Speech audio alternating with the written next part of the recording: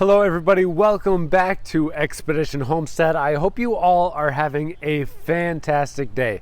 In today's video, we're going to show you exactly how we took these tiny little feed and water containers for our chickens, threw them out the window, and basically made our own 5-gallon pair of them for dirt cheap. So if you're in this position, I'm assuming you probably bought some chicks a little while ago, started off with these small little chick containers for the food and water, and now your chickens are growing larger. They're maybe a foot tall at this point, and they're starting to go through a lot of food and water. I mean, more food and water than you would have expected. So these tiny little containers are just not going to cut it anymore unless you are swapping out the food and water about every 2 days. And let's be honest, if we're gardeners or homesteaders, we don't have time for that kind of stuff. We want to minimize the amount of time that we have to spend on reoccurring chores such as feeding and watering the chickens.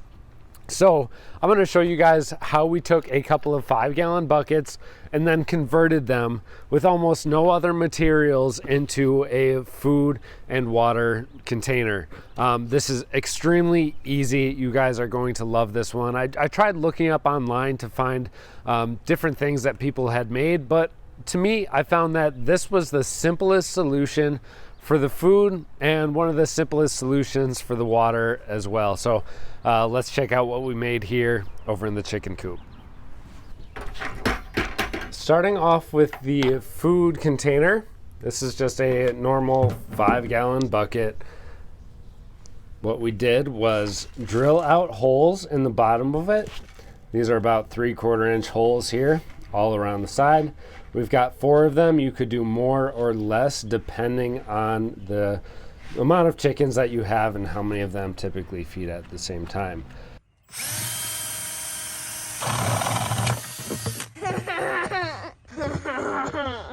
High five.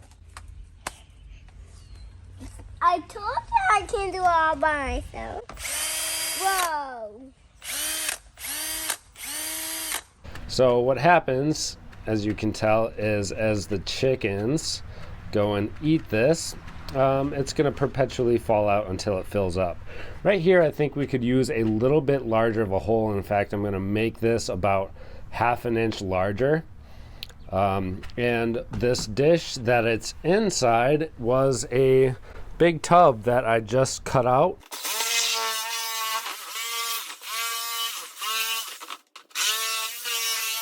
With our jigsaw, I just cut the entire bottom off of it, and this is going to be the tray for the food.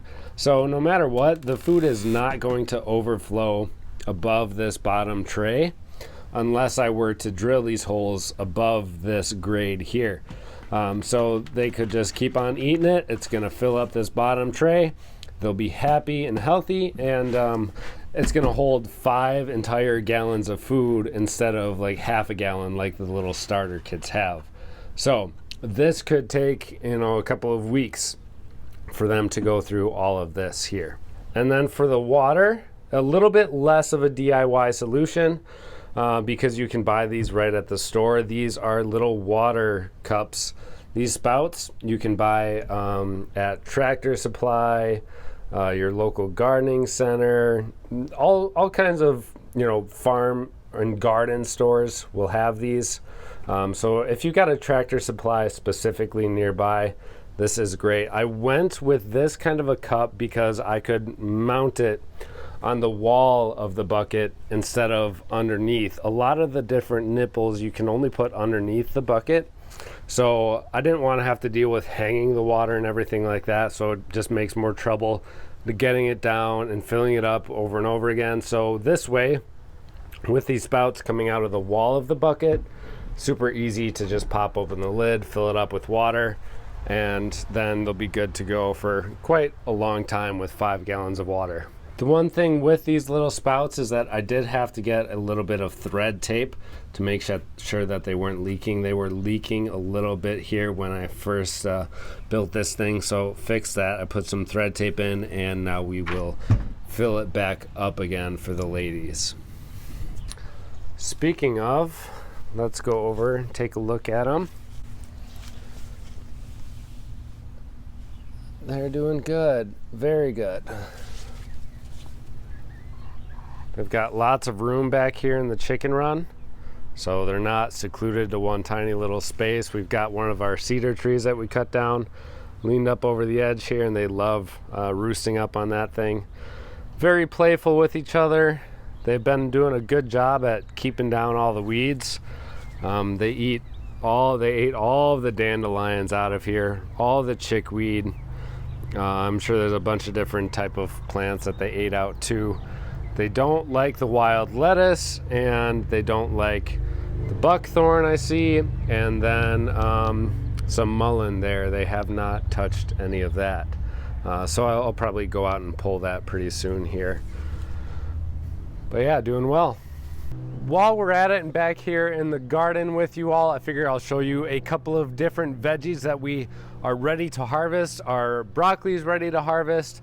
We've got our beets that are ready to harvest, and then a couple of Kalerabi that are getting pretty big. So I think we should probably take them out before they get too old and a little bit woody. So let's take a look over here. Some awesome stuff growing. The whole garden is doing very, very well. These are all of our broccoli here, or all of our beets right here. You can see that they're starting to peek out of the ground, and they're almost scarring, I guess I would call it, a little bit on that top crown there. So now is when I want to harvest it. I don't want them to get much bigger than this, or they're going to lose a little bit of taste. So a great looking beet out of the garden. I think it's time to take a bunch more of them out of here. And in case you guys are curious, we're going to be fermenting a lot of these beets so they can be stored for us. So fermenting and pickling is a great way to store your veggies long term, especially root crops, cabbage, bok choy, and other plants like that. I won't pick much more because I want my son to come out here and do this with me, because picking vegetables is one of his favorite things.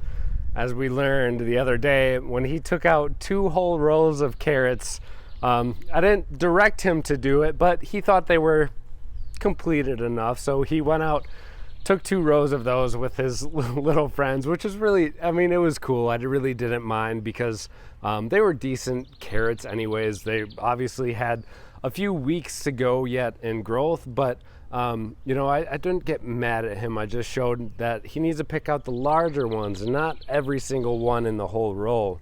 The method that we use for our carrots is that we thin them out sparingly. So we grow them a little bit closer together than you normally would. You know, we don't thin them out completely. And that way, when the carrots start to overcrowd each other, then we'll pick them. So we'll get a ton of little baby carrots throughout the season, and then finally, at the end, we're left with our big monster carrots that we were looking for all along. And we do this method because that way we don't make any waste with it. We use all of the seeds that we put into the ground, and we have a higher output with them that way. And over here is our Kalerabi. They are just huge. They're doing so good. They are the size, like if I open up my entire hand, it is the size of my whole hand here. So this is a Cossack Kalerabi. We've got one there,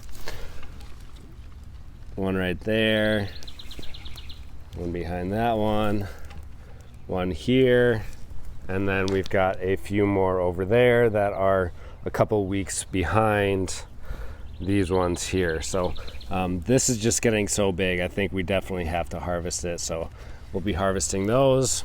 And then our broccoli, I am starting to see them open up just a tiny little bit here. Oh, yep, there. See, we've got tiny little yellow buds. So now is definitely the time to pick it. And in fact, we're maybe a day or 2 behind on this head of broccoli right here. So a few broccoli, Kalerabi, beets, carrots. Then of course we got lettuce over here, ton of that to harvest. And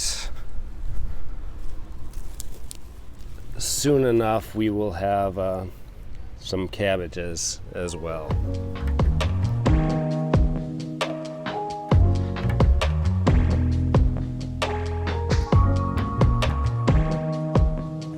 Stick it up here. Whoa.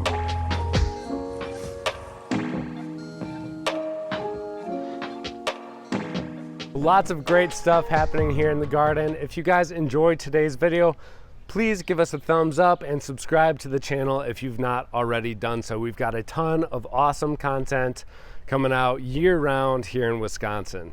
With that being said, thank you all so much for watching. Happy gardening, and we'll see you in the next episode.